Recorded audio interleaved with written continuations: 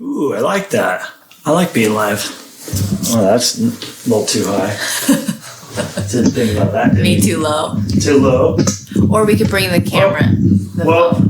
But now, is it actually getting us or no? I don't know. I think so. It's fine. Didn't think about that, did we? Oh, and I can't read those comments that far away. Which ones? Those ones on there. Are there comments? Oh, there they are. Right there. No, there's right here. Is this me? It's the same thing. No, look. Comments are right here. We are a mess. You guys, but we're good now.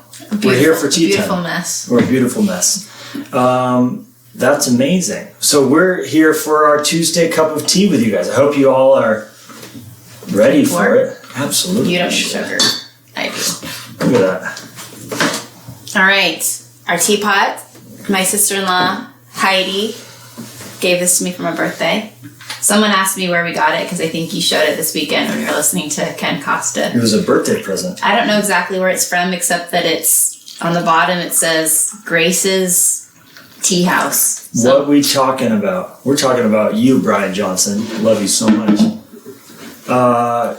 I can see all your messages. I can see everyone's messages. I see the messages. Okay, so right now, let me do official hello because we got surprised by the mic.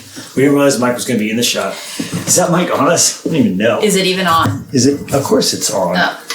All right. Well, we're doing it all ourselves. We don't really know. Look, we have no sound person in the room, no video person in the room. We have some people remote. Shout out Tim Koenig, who are helping this happen. But we are officially on YouTube. We are on Instagram Live, and we are also really happy to be together. This is the first time we've really been in the same room today. Oh yeah. Kind of been coming and going. Yeah, we're doing interviews and just I've been school. working on my weekend message. But yeah, so this is some black English. tea. It's afternoon tea, and it's English afternoon tea. It's afternoon here. So we're glad to have you guys with us on the feeds. Thanks for being with us. Yeah. Hopefully you got a cup of tea. That's a good one. Someone said, Jenny, tell us about your book. We'll definitely do that. So yeah, but we can see the comments on YouTube, and we can see the comments on Instagram. Also, we've been archiving these messages. I don't have any message. I hope you didn't come for a message. I'm a mess. I got all the mess, but no message. Ages.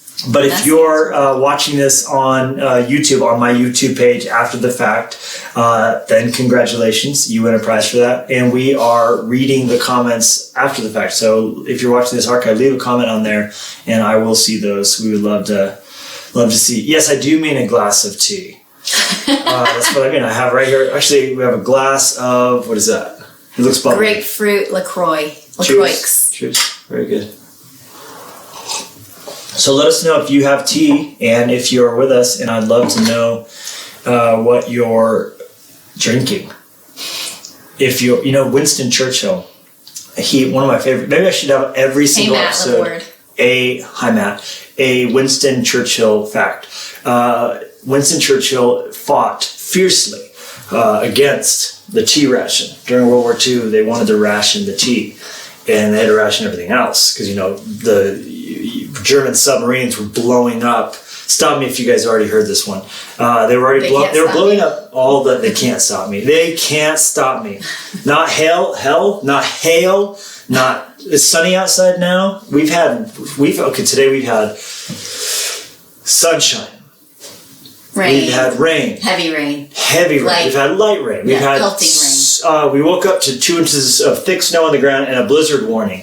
We then had thick hail. And I took Lennox on a walk. It's one of my traditions, which, by the way, if you're a parent, one of the things I've been doing to try to really help Jenny homeschool the kids is take Lennox for an hour on a walk every day. If you get that uninterrupted time with Clover and Daisy, it seems to really help. It does. So I've been doing that, and it's a joy. And he has this little furry pouch thing that goes in his stroller, and he'll nuzzle up in it and have his little paws sticking out. It's really cute. So he said, seeing you reminds me of the book I Declare War, but I haven't read it yet. Well, you should read it. It's a good book. You really should. This is a good time to read it. Lindley Lynch says, how is school going? It would be better with Lindley. Our kids' education is I need crisis. you. All right, so Winston Churchill fought against the ration. They had to ration everything during World War II, especially during the Blitz of the Battle for Britain, because the German U-boats were blowing up just British trade vessels. They didn't matter who you were. So a lot of the British sailors merchant vessels took to raising up American colors, American flag, because at that point, U.S. was not in World War II and would not be until Pearl Harbor.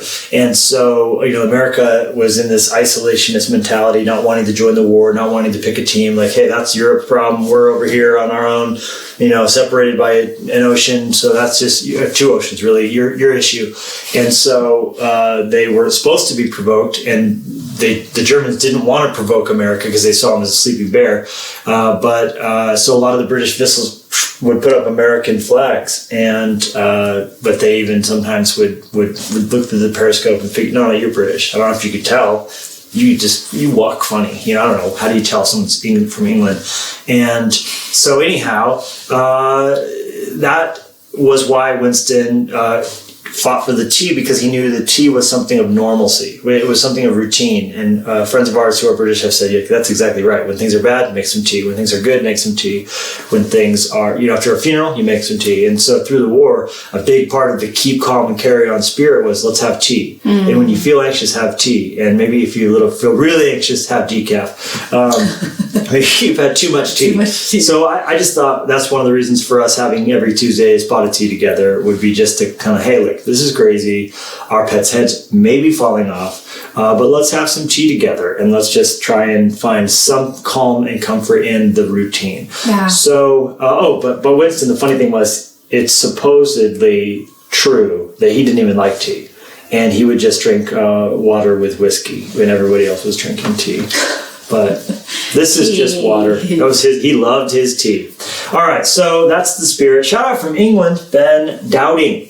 There you go. We love our tea. And yes, you do. And we love your tea. Jeremy Foster. I love Jeremy Foster. Hope City Church in Houston, Texas, and the world. Love you. I was just watching an Instagram of you, Jeremy, trying to put one shirt on a hanger away, singular. And you were just wanting to eat peanut butter filled pretzels and not put... Did you ever put the shirt away, Jeremy? That's what I want to know. He was on his... Jeremy Foster. You got to see this guy. I'm back with whiskey. You didn't need much pushing, did you? Wow. Yeah, so very good. Oh, good night. In Basel, Switzerland, good night. Yeah, and it's good morning in the Philippines. Someone's joining from the Philippines. The Philippines, your people, Jennie. Jennie is half Filipino. Half Filipino. Half, which left or right? I think this half, because I have this birthmark that's really dark on my face, that actually Lennox has the exact same one. And so I think it's this half. That's really funny. Yeah, although I've never done the 23andMe, which I really want to, because I feel like I've been hearing stories of people who think that they're half something, but then they're not. So anyway. All right, so Jenna Quayles on YouTube is joining us with Starbucks citrus green tea. I like that. We see acai berry, and I declare war is so good. I do like acai. Is that your tea flavor? I hope so. Hi from New York. Prayers for you guys in New York. Mercy in New York. Yes, praying for you all. We also see someone asking about sugar or honey in your tea. Now, that's a controversial subject. First of all, why don't you answer? Why is it so controversial? No, I'm just sugar or honey? I'll tell you in a minute. Honey is probably the healthier option because it's honey. Yeah. It's natural. It's sugar. Sugar turns to fat no matter what form you take it in. I know. So I love just regular sugar. But anything sweet. Honestly, I have to work hard to just drink black coffee. So I like sugar and cream in my tea. I'm actually sad enough here. I love a little bit of sugar. No, I'm not doing it. Okay. I do sugar on Saturday. Oh, yeah. Yeah, so that's the thing. I thought you meant sugar on something. On the rim. Sugar on. A daiquiri. I just get a little sugar on the rim so that when I'm drinking my tea, I just have to... If you see me licking the rim, that's the deal. So good. Sugar is food for bacteria. Never heard that before. So... I like sugar in the tea, but here's a little pro tip. Put your sugar in before your cream. If you're going to put milk in, sugar first. Let the heat of the liquid melt the sugar. Yeah. And then you add the cream. Add the cream. Because if you put, otherwise it's not as hot when the sugar goes in, and it's harder. And then it doesn't. It'll be at the bottom. But it's always a bummer when It's always a bummer when you put the cream in, but then it like has the weird stuff that happens. Like either it's it is not weird. good cream or something happens. Black coffee, with honey. If you put honey in your black coffee, you're no friend of mine. But, which is so controversial because I love Kevin Guido so much. Yeah, it's gross. Like the way Jesus intended. Honey for days. Yeah, Jesus didn't drink coffee, FYI. But maybe Mandy, tea with honey and lemon is super soothing. That sounds soothing. Hi, Alexandra from Bulgaria. My great-gram, 108, just passed away, but she lived through the Spanish flu in 1918, and their family swore by tea. She said she lived so long because of black tea every day and never going to bed mad. All right, favorite comment of the entire thing. Yeah. I'm sorry about your grandmother passing away, but I will say this. Thank you for sharing that. That is a beautiful story, a beautiful life. 108 years. That is full of years, like the Bible says. I've heard of people putting butter in their coffee. Now that is what they bullet coffee. Bulletproof? No. Bulletproof coffee or coconut MCT. Baker, Montana. Hello. Tea with honey and lemon is super soothing. That is a fact, Mandy. Ooh, Brit. Hello you just from read Bulgaria. Swipe Right. That's amazing. Swipe Right. 17. Everyone needs to read Swipe Right. Especially when they're 17. Mm-hmm. And when they're not. Oh, man. What one thing do you miss about having to stay at home? That's a good question. I would say, for me, it would be, I feel weird not having been on an airplane.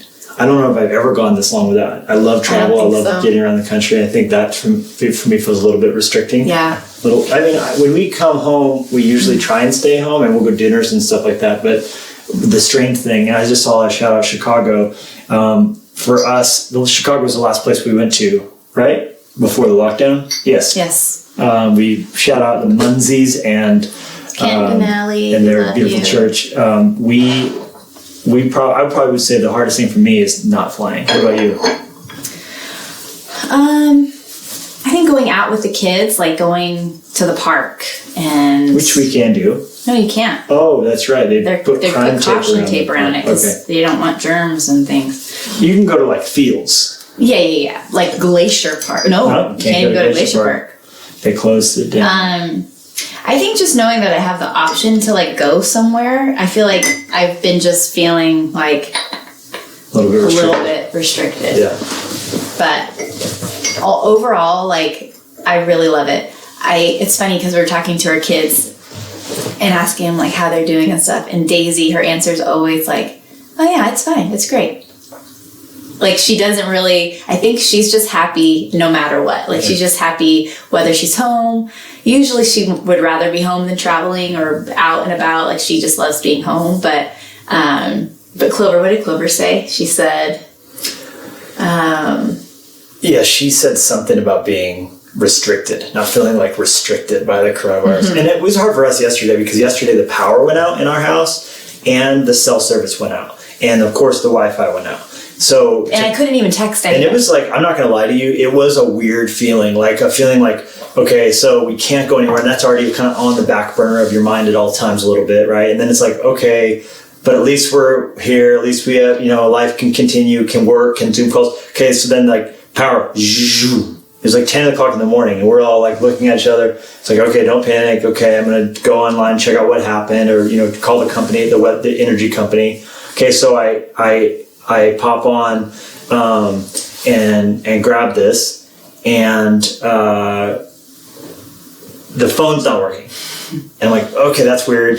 The Wi-Fi's not working, and so now I'm like, okay, it's okay, it's gonna be fine. But then it lasted till 7 p.m. So all day long, no power, no phone, no cell service. You couldn't send a text off. The phone just said nothing, and that was a little bit of like, And so I remember turning to you. I was like, okay, this is how it all ends. This is how it all ends. This is what happens. And then we found out it was just a guy who plowed into a telephone telephone pole crashed down on top of the power wires and took out the whole city where we live. And we were thinking to ourselves, like, man, how fragile it all is. That one car accident can debilitate, a city for a day. Yeah. And so the middle of Corona with no power, no Wi-Fi. And then it all came back on. We were good. We were like reading with lamps. We tried to make the best of it. We lit candles. Sun goes down and we're like, reading and right before bed it came back on, which was nice. Yeah. Although you did discover Lennox's PJs glow in the dark. Because I know. So the lights had come back on and then as I was putting Lennox to bed, they turned off again. And so we were lying there, and luckily it's still kind of light out at that time, but he was like, what's wrong? And then I looked down, and I was surprised. Because it had come back on right before dinner. Yeah. At 7, and then it went off, again at 10, No. 9, 8, 7. 8, because he went to bed at 8. But anyway, so he's lying there, and it's so dark, and I'm like, oh my gosh, Lennox, your PJs are glowing. And all of his little lightning bolts on his PJs were glowing, and they're glow in the dark. We didn't realize it. It was really cute. Yeah, very interesting. Cute moment. Anyways, I just saw a comment, someone saying that you're doing school with your kids 8 hours a day and you're stressed out. And I would say that's too much school. Well, I don't know how many kids you have, but first of all, I'm so sorry. I know it's a lot. And I think especially if you're not used to it, it can be it's a big responsibility, and you can probably feel just the weight of it. But I think one thing that's helpful for me is making sure that it's fun too, and making sure that you have breaks and snacks and go take a break and run around outside for a second and make a game out of something. And I think, honestly, we will do at the most maybe 3 hours with our 9-year-old and 8-year-old at the very most. And then our oldest is kind of on her own. She has her own schedule and planned out everything. It's amazing how when you're just focused on 2 kids, how much more efficient it is too, than a whole classroom full of kids. You're able to really get them through stuff and I don't know how old your kids are, but ours is 9 and 8. So they're kind of in the same. And our 14-year-old more or less kind of manages her own thing. She made a whole spreadsheet of all the stuff her school gave her and has it all kind of in her eye, or she's playing games and, we have no idea. Fooled us. But I'm just saying, if you do have kids that are 5 and then 10 and then I could just see how that would be a struggle too. But I would just say take heart and don't put too much pressure on yourself, and enjoy. If you don't get something done, it's okay. And I think the biggest takeaway is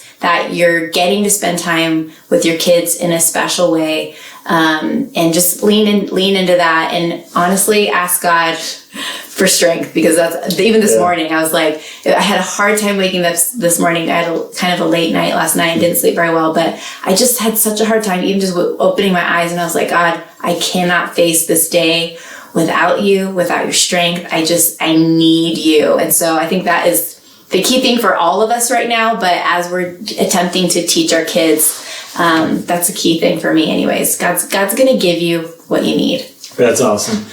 Yeah. So again, remember, you're not, unless you're a teacher, that's not what you do. So your kid being happy and healthy and getting something done, life's going to go on. And I think just take that pressure off and keep that's really funny. Sorry, got a phone call. Think we should have fixed it there. Very good. I think at the end of the day, us all coming through this, having tried, having done some chipped away at it, and really the relationship being the goal, not killing each other being the goal, all those things, really important. Look, it's Chris Kilala. Hi, Chris Kilala. Another thing too is for Fresh Life, for our kids, we have memory verses each week. So this week, or each month actually, so which is kind of cool because you can kind of savor it and learn it, and we have it written on our fridge. And this one was super helpful. It's put on. Wait. Wow, she's cheating. You're supposed to say memories from memory. Our girls know it. If they came in here, they'd be able to say it. But anyways, it's all about forgiveness and putting up with people. And so that's been just a really cool thing to have on our fridge, and we're all learning it together. That's a helpful resource. But yeah, absolutely. I haven't done any school with kids, not a single bit. That's not true. Yes, it is.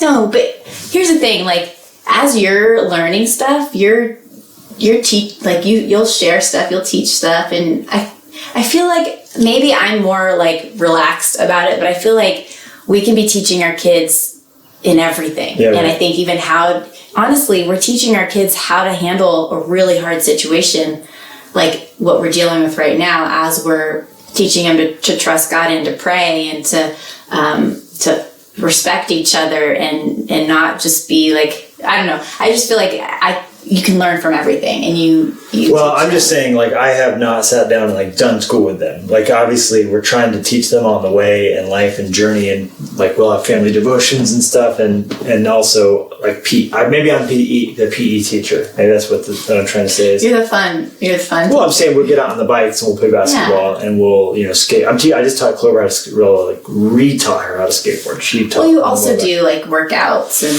stuff like that. There you go. Anyways. Yeah, I don't know. I think knowing your sweet spot too. Like, I happen to have married someone who wanted to be a kindergarten teacher. That was like your goal in life, right? I did want to be a kindergarten teacher. And you got what you wanted. And I didn't go to school for it, but I got to be a kindergarten teacher for all our kids. Well, we don't know about Lennox yet. Yeah. I'll be a kindergarten teacher for him. That's true. Or if we'll be back in regular rhythms and he can go to regular kindergarten. So we want to just have tea together with you right now in this moment. And we're doing it. Yeah. We're doing it right now. What is something you're learning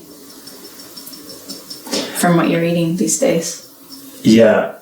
The biggest thing I've been really blown away by is a challenging of the notion that the 10,000 hour rule is like the key to success in every area.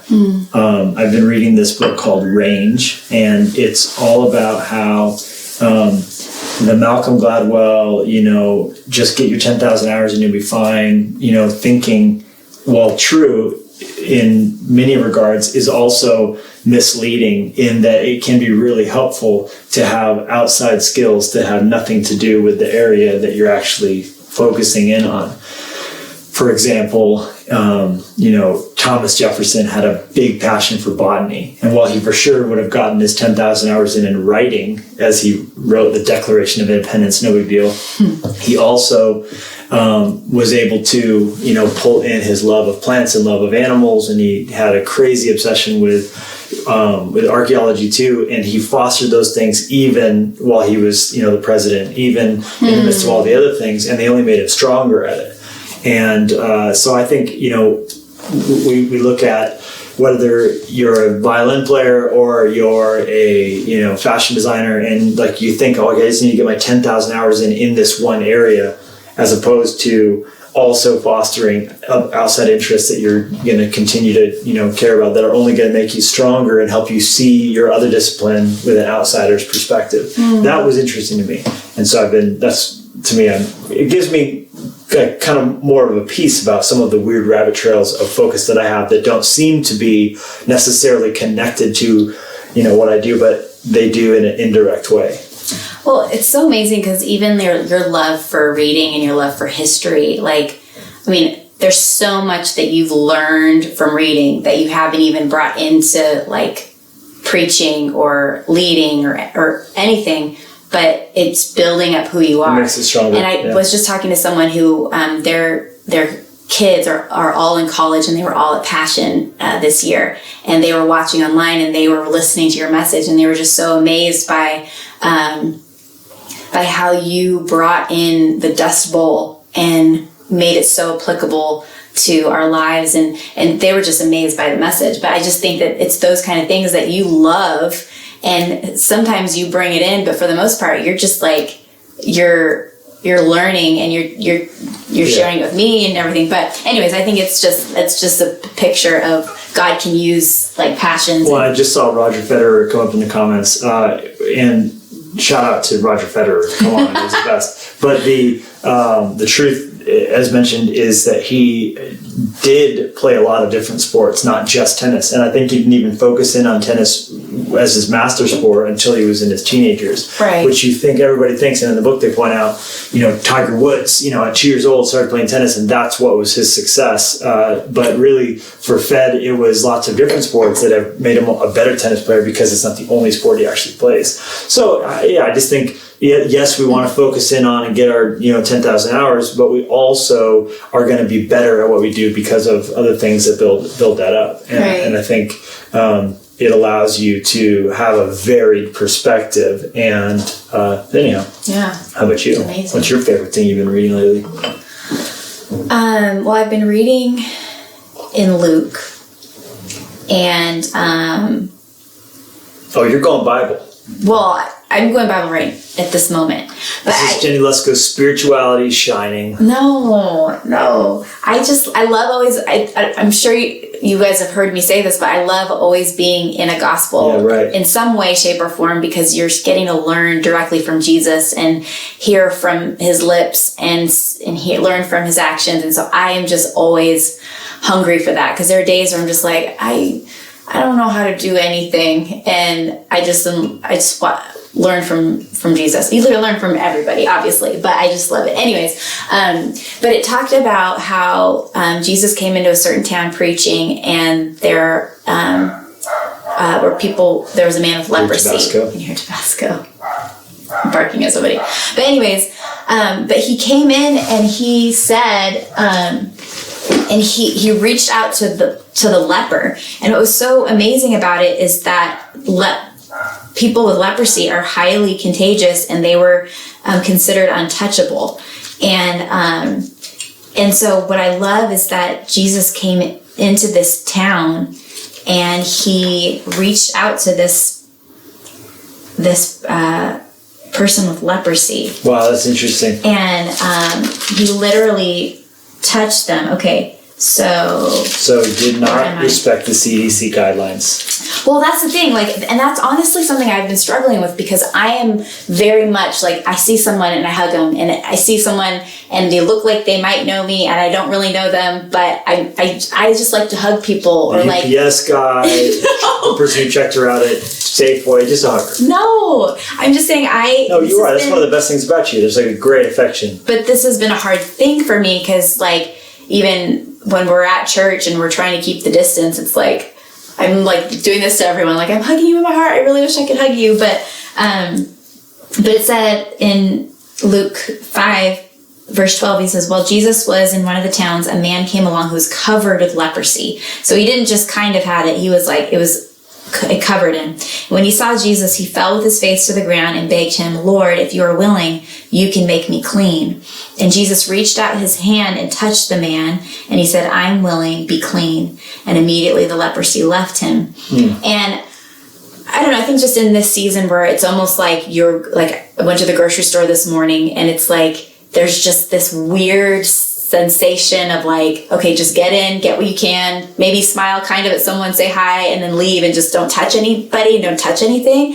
And it's such a weird thing for me, because usually the grocery store is a place where I'll run into someone and get to have a quick conversation, or and so it's just been a weird thing to kind of navigate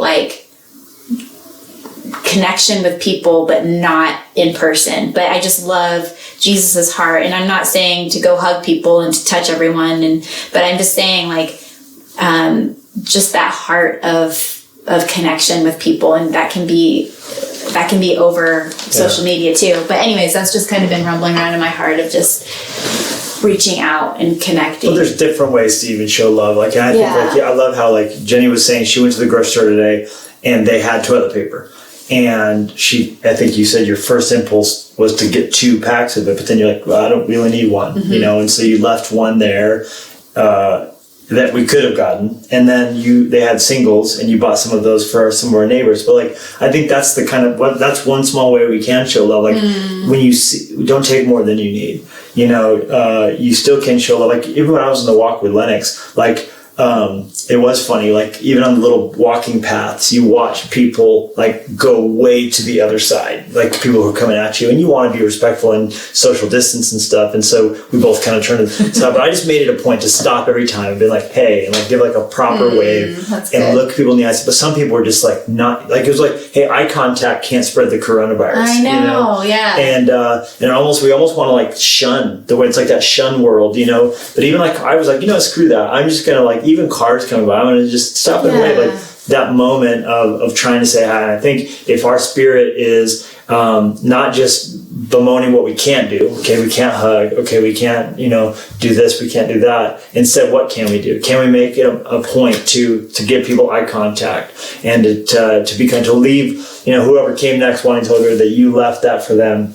You're putting that out there, you know, that kindness and love. And I think that's more what we need to do and where we need to be. That's good.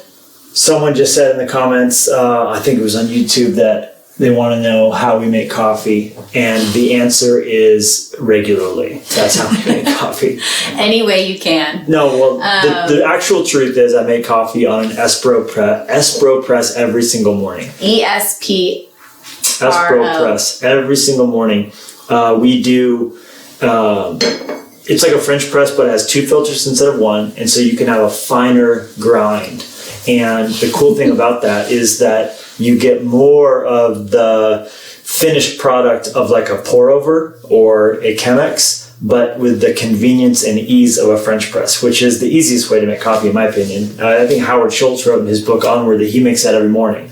And Howard Schultz started Starbucks. Well, actually was a CEO at one point. Kind of started it. It's kind of a convoluted beginning, how it all kind of took place. What's the book that? Onward. But he every morning makes a French press. And so you think like that guy with all that it was at his disposal. Yeah, that's true. You should watch Jennie's video of Lennox making coffee. In that video, he's using the Espro press. Yes, that was a great little video. So eye contact is important. Eye contact cannot spread the virus. That's so funny that I see. Quoted you. Any book recommendations for a 21-year-old to help navigate through society? Swipe right. I Declare War. How to Win Friends and Influence People. Through the Eyes of a Lion. Carnegie would be one. That's a great book. What about the Andy Stanley leaders? Andy Stanley. The one that we had. Next Generation Leader? Yeah. Anything by Andy Stanley. Covey. The laws of... anything by Covey, really. The Irrefutable Laws of Leadership. He also has an incredible book on the Covey book on it's going to come to me, and when it does, I'm going to be so happy I thought of this. Case of Christ. Trust. Someone. The Speed of Trust by Covey. I highly recommend The Speed of Trust. That was a really, really great book. But I think it's time and tea time for Tuesday for us to talk about the Fight to Flourish. We got in the mail some cookies with the Fight to Flourish book cover on them yesterday. Yeah, they're amazing. And the book was, for me reading it, as sweet as a cookie. Oh my gosh. I'm so excited. We're a month out. Can you believe that? We're a month away from Fight to Flourish debut into the world, and I'm excited. And honestly, like, I think in this season, like last year, writing it was really a hard thing, and I think there were a lot of moments where I was just wondering, like, what the heck is this even going to help anybody? Honestly, I think there was just times where I just felt like slogging through and like, is this even going to make a difference? Yeah.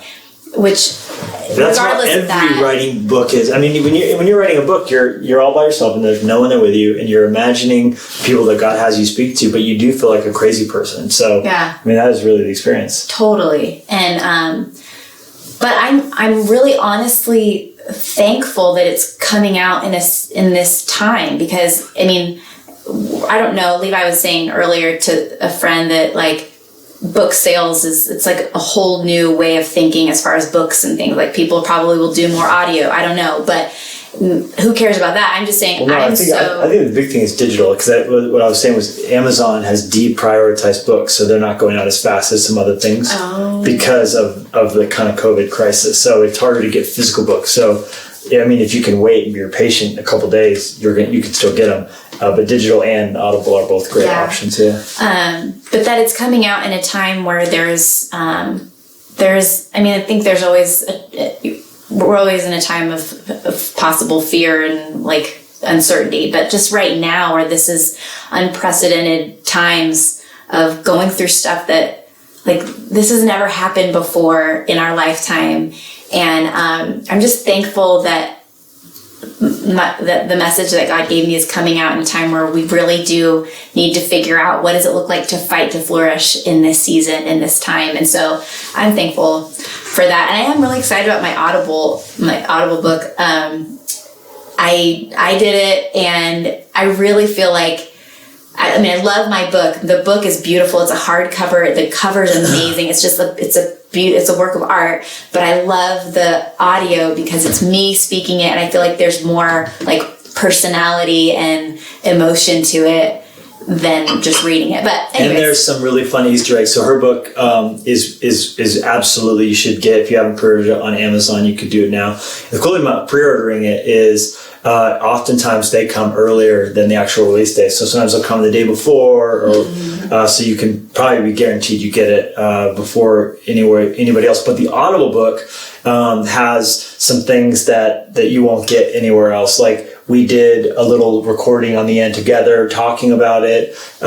Jennie also has some music. I won't give it away, but there's some things in the audiobook that make it different than a normal read. There's going to be some, like when she references a YouTube that she saw a video, it's going to actually play it. So it's just going to be a little more interactive than your normal audiobook. So we're really excited about that. So yeah. Hey, I just saw a question came up a couple times about marriage and COVID, and how to deal with a new marriage, or you think about a strained marriage going into this situation. It's a pressure cooker, and I would just say to all the married couples out there, like, this is a time where we need to give each other extra grace. Yeah. This is a time where all the flaws are going to be on steroids, magnified, and so I think we have to. In marriage, go into this very much knowing the enemy wants this to be a time of great breaking and a great destruction. But it's also a time for your marriage to come out refined. It's a time for, the creativity, for intimacy, time alone. Obviously, you can't go on, if you're a young baby, you can't go on a date like you normally would. You can't, leave the kid. For us, we have the great benefit of compound interest now. Some people, ask us, how is it having a 14-year-old all the way down to a 2-year-old, that we had someone who's a teenager and one in diapers at the same time? And I would say, awesome, because the oldest is right now even watching the younger 3. And she doesn't even have the option to go hang out with friends. Like which we don't take advantage of. We're going to pay her for it. But I'm just saying, it's just, this is what we're doing. So anyhow, that for us, we're in a situation where we could go on a walk together, which we haven't yet. We totally should. Oh, yeah. I usually do my walks with Lennox when we're doing schooling. So I get a walk every day, which, by the way, I would highly recommend it everybody. I'm sure you all are. I see everyone out walking. But the beauty of a walk for me is I always leave my phone at home. That's one of the things I just have decided. My phone never comes with me on a walk. And I would encourage that if you are like me and have addiction issues with your cell phone, that to have a walk without it is so peaceful. This started, you would take walks forever, but even right after Lenny went to heaven, you really made the point to leave your phone. One of my biggest ways through this grief journey has been grief. And what did I say? Has been walking. Oh, you said grief. One of my ways through grief has been grief. Well, there's that. On some Tuesdays. Yeah. The walks for me were where I worked out anger. It's where I worked out pain. It's where I worked out confusion. I feel someone said that, I think it was Thoreau, when legs begin to walk, my mind begins to think. And I would say for me, it would be different. It would be when my legs begin to move, my soul begins to breathe. I feel like when the rhythmicness today was extra long. I mean, I just really just found that to be so rejuvenating, the hail. And I feel like we had all 4 seasons in a day. And I found myself like just really able to pray and able to breathe. It's almost like a fish that stops moving and dies. Like I feel like the walking for me is like just, hey, we're going to keep moving forward and we're going to keep moving through this. And I just want to encourage you the same way with this COVID thing. Like we're going to move through this, you know? And I don't know when it's going to be that we're back to normal. And I don't necessarily know that God ever wants us to get back to normal. I think he wants us to get to better and to healthy and to stronger and to revival. And I feel like God is truly stirring in us some new things that are meant to come out. Life before our nation was headed towards almost, it seems, terminal anxiety and chronic depression because of the things we were doing. So this is a chance now for us to maybe develop some new rhythms that after the fact, when the COVID situation is no longer an issue, that we're at a place of control and strength and power and peace and true purity, you know. So that's so good. I think we were talking about marriage. And I think it's so easy for us to see the negative and only like focus on the things that can bug you. I think it's easy. I mean, that's an easy thing to do. It's harder to put on the lens of grace. But I recommended a book the other day called "What's It Like to Be Married to Me," and it's for women. But one of the challenges in there is a 21-day gratitude challenge, and basically you put on a bracelet that's easy to move back and forth, and when you find yourself griping or complaining or just like focusing on the negative, specifically of your spouse, but it could be for anything, when you find yourself complaining about, oh my gosh, why do I have to be inside all the time? Why do I have to you move the bracelet to your other wrist, and that's like a physical thing that kind of helps you put your mind like, oh my gosh, I'm moving this over to my other wrist because I'm complaining. And then on top of that, to say something that you're thankful for. And that has been something that has been helpful for me for a long time. For a while, it was like with my necklace, you know, when the charm gets to the end, and that would happen a lot for me. And in those moments, I would just like say something I was thankful for, whether it was about Levi or my family, my life, and putting it back and just remembering like there's these things that can just help us get into the mindset of gratitude, because when you're grateful, it brings a sweetness to your relationship, and you're focusing on the positive and you're looking at them with that the lens of grace and sweetness and kindness. And I think those kind of things that just bring you back to when you first loved each other. And like, I don't know, I think especially in this time, you just have to laugh. Like, oh my gosh, Levi. Try to make it laugh.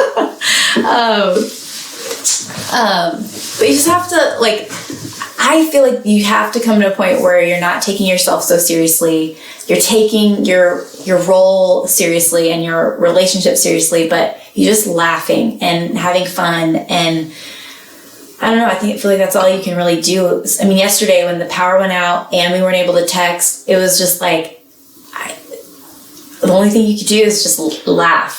Well, my reaction was I need to go buy gasoline. I'm just going to go fill my car with gas. I just need to do something that I can do productive. But yeah, I think you're right. But the segue, I think, is that for me, the strength of our marriage, I just admitted we haven't gone on a walk together, but like I've been doing the things that I need to do to be healthy, and you've been doing the things that you've been doing to keep you healthy. You have your gratitude bracelet and I have my walks, right? So like, but I feel like we are better when we alone are better. Yeah. And I think that's one of the maybe misconceptions is like that everything has to be together. Like, we don't always sit down and have our devotionals together, but like you're doing your devotional, I'm doing mine, and we're able to talk about the things. Well, I called you out today to the backyard to show you some revelations, like that God was really speaking to my heart today.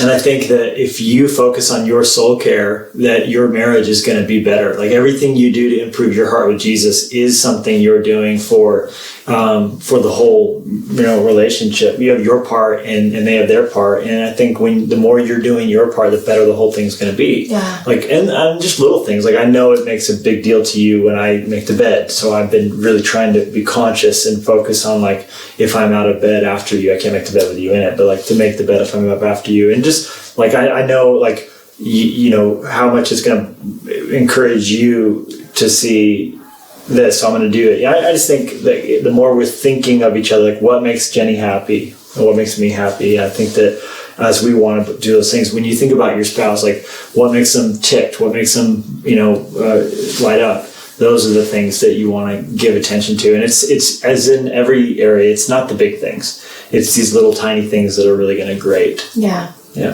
That's good. I like that Michelle makes you a better team. Yeah, and I think remembering that we're a team, and then the things we do to better them, we're doing to better us. And I think that's so huge. We're reading Tim and Kathy Keller's devotional version of the meaning of marriage. And that has been so huge. Like we have one, and he'll read it, and then I'll read it, and but that's been... Or you'll hide it and I can't find it. A game changer. I don't mean to hide it. When I go on trips without her, this is pre-coronavirus, I would take pictures of the days that I was going to be gone so that she could have it here and I would have the digital copy. And, so nice. But just, I was just saying it was a way we shared one book. Yeah. But that's good. That book is really good. I feel like it puts to the test all the things, like preconceived things that even going into marriage you think of. Like I feel like it challenges all those like things. And then some other things that we've really been enjoying is cards. We've been playing a lot of card games with the kids, which has been so fun in this time, teaching them solitaire, teaching them speed, we played some spoons.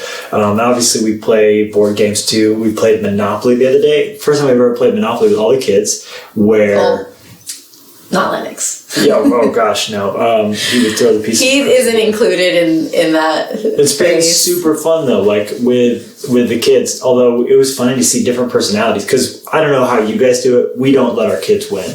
Like they're going to learn by losing is how I see it. So we just played Monopoly all out. Like, it's cutthroat, and it was funny. I trashed you at something, like you landed on Baltic Avenue, and I had a hotel on Baltic Avenue. And you should tell her your secret. She never will tell my secret. I never will. And we, when she landed on the hotel, I don't think you had enough money to pay the what was due. It was like $1,000, and so she had to mortgage all her things and couldn't do it. Even then, it wasn't enough. And Clover was like had so much money at that point, was trying to hand money to Jennie, and I was like, that is not allowed. You cannot. I'll tell you about that in a second. Our secret on the Monopoly is you do the fast play that lasts 90 minutes. Oh yeah, Christina. You deal out properties before the game starts, so it just cuts down like 3 hours on it. But Clover's trying to give Jennie money, and I'm like, no, like you can't give her money. She has to. She's so compassionate, and she's so just. She needs to. Yeah, she needs to. Everything needs to be fair and right, and so she started crying because he wasn't helping me like she thought I needed help, and he didn't let her help me, but it's just so funny. And earlier on in the game, she has to learn. She has to go bankrupt. I said I'll let her live in one of my hotel rooms on Baltic Avenue, but she has to learn. So, but it was so sweet. And then earlier on in the game, Daisy broke down cried because of math. We started the game at like 8:30 at night. And I think that's already like a time where she's tired. I relate so much with Daisy. But he used a moment where he was like, okay, what is 821 plus whatever? And she just looked at him like, wait, you're really wanting me to do math right now? Well, and I was like, everyone wanted to tell the answer. Like, no, she needs to do it. So I was like, making Clover, let Mom go bankrupt, making Daisy do her own math. And Daisy just started crying. So here's the best part. In this 90 minutes of Monopoly, Daisy cried and ran out of the room and had to be consoled. Clover cried and went to bed crying that night, by the way. The next day, they all said, "Can we play Monopoly again? That was the funnest." And I'm like, "Were we playing the same game of Monopoly as you guys? Because that was completely different." But it's so funny because I was like, "You want to play again?" And Chloe goes, "That was amazing. I loved it." And I just think that that's a remembering, like a way to remember things. Like they're not going to remember the tears; they're going to remember we played. And I think that we don't always, as parents or as husbands and wives or leaders, feel like things are going that well, but we're still showing up there. Yeah. And what people are going to take away from it maybe is different than how it felt going through it. I think my,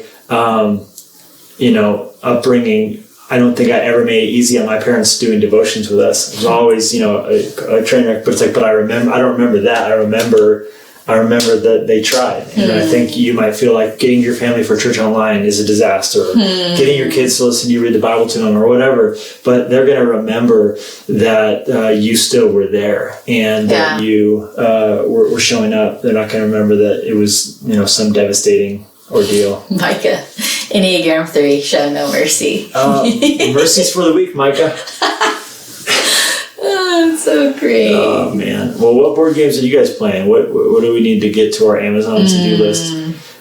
Which, by the way, I know it's first world problem because we are in a crisis, but it is so hard to handle that Amazon has slowed down so much. That is so hard for me to deal with. It's like, wait, it's going to be here in 4 days? Yeah. What have you done to my Amazon? Oh, my gosh. It's tough.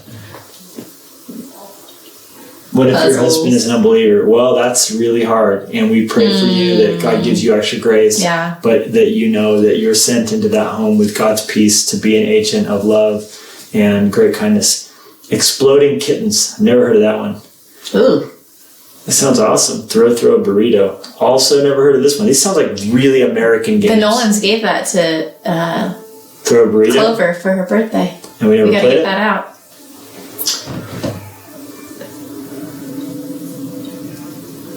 Farkle. Thanks, John. Awesome.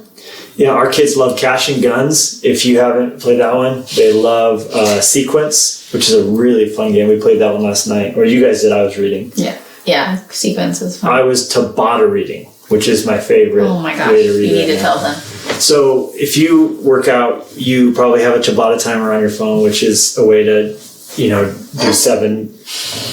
I can't remember the exact Tabata. A Tabata is like 10 seconds of rest, 20 seconds of all out, and then repeats again and again and again. So you get your 10 seconds of incredible, rest that goes so quickly, but then you have to do 20 seconds of all out. But you can also modify the Tabata timer to do anything you want to do. So I've been doing the Tabata timer I'll set out a bunch of books and I will, set for 7 minutes of reading with 10 seconds of rest and then 7 minutes again, and I'll read 7 minutes on all these different books. And every time it's so funny too because I'm like reading, but the Tabata voice is the most intense voice you've ever heard in your life. Go 3, 2, rest, and it's like the most intense rest, and I'm like go, and then I grab the book again. Anyhow, so I've been doing that. I've never heard anyone do that before. That's such a genius thing to do. I think you're referring to my squeaking chair. I think that's what you're hearing. I don't think that's anything other than a squeaking chair. I've been seeing a lot of comments about my chair noises. It's just the squeaky chair, guys. I like Alicia's comment. Scrabble if you really want to get an upper hand on the littles. Oh, that's so funny. So Tabata reading is my favorite, and I'm working through a bunch of books that way, and the pace in each of them is moving forward, and it's kind of fun to come back to and I fold the corner over the page exactly where I stopped. I don't finish the paragraph or anything, just put a little line where I stopped, and then it's very nerdy. That's some nerdy reading. Yes. Super Pause. Share a preaching horror story. Oh, there are so many. Can you spell the name of the timer? Tabata. Oh, Tabata. T-A-B-A-T-A. Yeah, let me know in the comments if you get it. Maybe when this goes up on YouTube, let me know how you like that. And any book recommendation, or I know the comments are going, we're not mentioning every one, but we will look on them later and see what was said. Ooh, Quirkle. That's a made-up game. That doesn't exist. Quirkle. Easy for all ages. Amazing. What else? Oh, share a preaching horror story. I said you've got to read. You got to read. Was that in Swipe Right? Yeah. So read Swipe Right. There's a pretty terrible preaching horror story. Oh, and there's one in I Declare War too. Yeah. So the time I preach with Pete Pants, let's just put it that way. But if you want to read the rest of it, you got to read the book. Yeah, Tabata reading. That'll be a new thing. I'm sure you can find a free one. If not, it's like $1 or something. I don't know. Enneagram. Do you guys use it? Oh, it's witchcraft. We put essential oils on and talk about our Enneagrams. No, I think it's been helpful. I haven't read through the whole book yet, but we know that Levi's a 3 and I'm a 9, and that's helpful for me knowing myself. Yes, but blood type. All right. A couple things we want to tell you that we're excited about. We are going to continue to have tea, and we'll announce every day that we're going to have it. The plan is for Tuesday, but maybe it'll come sooner. We also have a couple of Instagram lives we'll be doing that are going to be spontaneous, and they'll just happen when they happen, but they'll always stay archived for 24 hours. Oh, that's as long as they're there for? Huh. That's it. Any last thoughts? Any last things we need to know that is on your minds or hearts that we could see?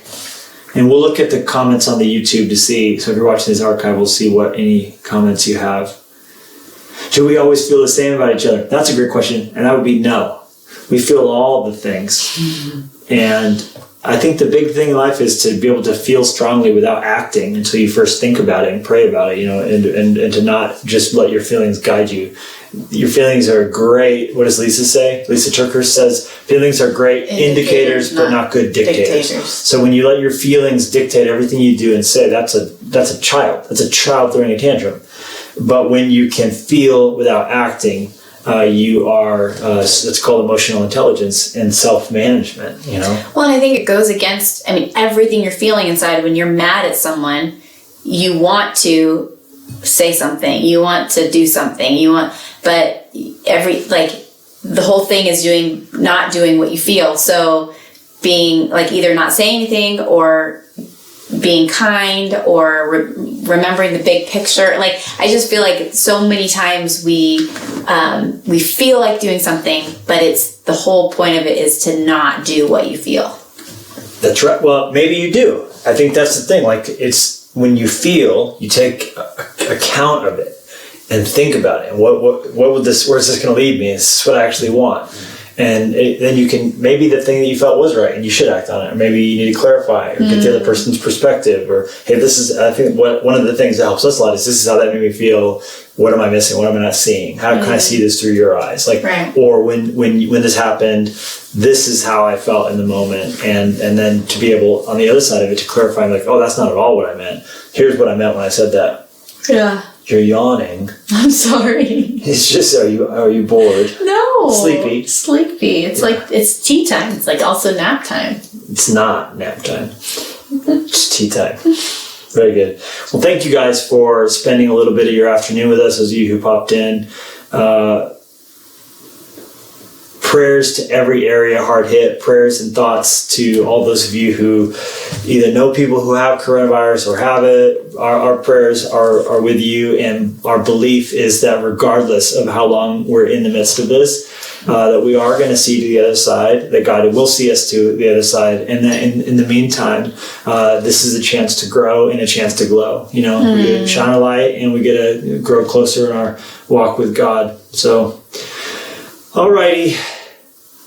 Yeah, that's a real problem. Haircuts. You're watching people's hair just get longer and longer. I'm considering shaving my head. I'm serious. I've never talked about this, but I have never shaved my head before in my entire life. And I don't mean like a buzz cut, like military, like skin. I'm just saying, shorter than long hair. I realize that's controversial. Maybe you guys could weigh in and help me. Should I shave my head? Is this a bad idea? I would think I don't know, like a 4. Chris Quinn. Do it. 10 out of 10. I'm bald. Do you think I should? If I shave, no, just straight up. Kristen. No. Jennie has always told me not to shave my head. I just love your hair. I'm realizing you just did it, so I'm running my hands through your done hair. But if I do it, you mean put some dry shampoo in it? But I just love it. Really? But I think you should do what's in your heart. What do you think? What do you think? Should I shave my head? Katie Pastrana says more. yes. I need more. Nah, if I'm Anna McBride. And of course, I don't mean like a bic. I mean like at least like what would it be, like a 4 on top or something? Something like. Jamie Gogan. It's a real thing. Yeah, girl. How are we gonna shave? She's gonna learn how to cut Michael's hair. I believe in you. That's a solid no. She says on the hair. Nope. See, you're confirming all my fears. I feel like I don't have a head for a shave. Bleach it.